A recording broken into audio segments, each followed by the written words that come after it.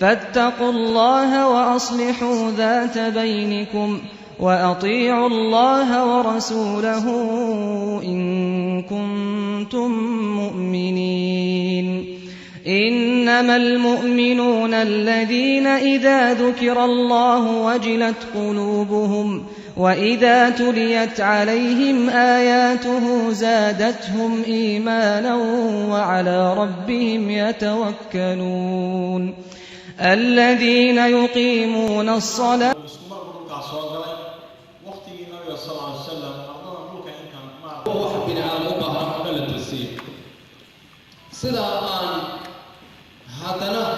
lagu gaabsanin waliba dadkiisa lagu mirijiyaa sirikada lagu mirijiyaa cirdigooda lagu xadgudbaa dhiigooda lagu xadgudbaa xoolahooda lagu xadgudbaa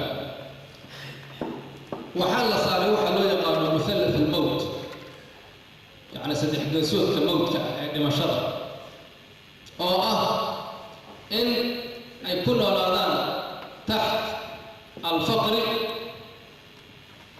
والمرض وفقر واقتصاد كوالغات لما أتكرر وحيستحمتع تخاطير ملك والغات قال بهوية توحدة والجهل تعليم والغات لون مثلث الموت بالله. Thousands of Ethiopians displaced by drought are going hungry. In her makeshift shack, Amina Ahmad told me her 4 children had eaten nothing in over 24 hours, and the only way for her family to survive is for their mother to beg. The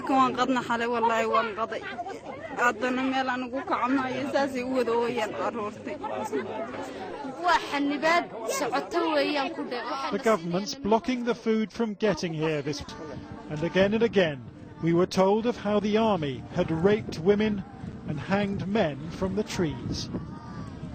They killed my husband last year. They also beat me up. And the people say that only God can help them now. Jonathan Ruckman, Channel 4 News, in the Ogaden region of Ethiopia. Palestine, what the Jews are doing to our Muslim brothers in Palestine, and it's also similar to what we have experienced in South Africa. وَلْتَكُنْ مِنْكُمْ أُمَّةٌ يَدْعُونَ إِلَى الْخَيْرِ. وَلْتَكُنْ مِنْكُمْ أُمَّةٌ. Let there be a group of people. Let there be a band of people. Now I look at this particular Western Somali Liberation Front. That is the people. That is a great start. The greatest Somalia. People think about Somalia, they look on the map and say, oh, there's Somalia there. No! Somalia has got 5 stars. Djibouti, Ardu Somal, Somalia, LFD, and Gharb Somal Ogaden. This is Somalia. But how come it's been carved up like a pizza? You know Gatesville pizza time? Before they serve you the pizza, they cut up the pizza. Who cut up that pizza? The Somali people? Did they cut it up? No, they didn't. My ancestors, Allahumma hdi qawmi fa innahum la ya'lamun. May Allah guide my people for they do not know. The British, and we know what the British has done, wa'iyadu billah. They gave Ogaden, which is the main reason why we are here today, Western Somalia. Ashhadu an la ilaha illallah wa ashhadu anna Muhammadan Rasulullah. This is my Somali passport. When we speak Somalia qad kunta ee Somalia kala qeybiyay qaybta markii la kala qeybiyay wixii ka dhacay ognahay in badan oo mala la qeybiyay wada gobolka Soomaali galbeed 84 marka la qeybiyay halkaas la kaliya laba qaybin konti 4 qayb kale ayaa hadana u sii daray oo awal aan kamid ah qaybtii la siiyay Itoobiya aan kamid ah naftan xariga dheer jiidate raaxa u xiratay xornimada markay ay haday xaaja gali weeyo حبض يودي هذا سيفكرك وحيرته حومي وحاكو بنان حيلة يسيبني حسوسنا ذكري ومربي حسن dadaalada la rabo in looga gudbo dhibaatooyinkii la soo haystay oo xal loo helo si aan u helno sharaftii iyo karaamadii Ilaahay la siiyay oo naguna manaystay ayadoo la ogyahay dadka Soomaaliyeed waxyaalaha bini'aadnimada kulliita inay ka faanaan mar walba waxa weeye qadiyada aan meesha isugu nimid iyo cadawga nooca uu yahay cadawga aan la dagaalamay mid ka mid ah dhibaatooyinka dadka halgama ku dhaca waxaa ka mid ah inaysan aqoonin adduunka oo dhanba meeshay joogaanba mid ka mid ah waxyaalaha asaasiga ay tahay inaad ogaato markaad dagaal ku jirto waa inaad ogaato cidda ay tahay inaad la dagaalamayso innaga cadowga aan la dagaalayno xabashida saddex sifo leh mar waa cadowga ilaahay marna waa cadow Soomaaliyeed oo soo jireen halkaas waa laba sifo aadamnimada labaad cadaawadda naga dhaxaysa xabashida masaajid uu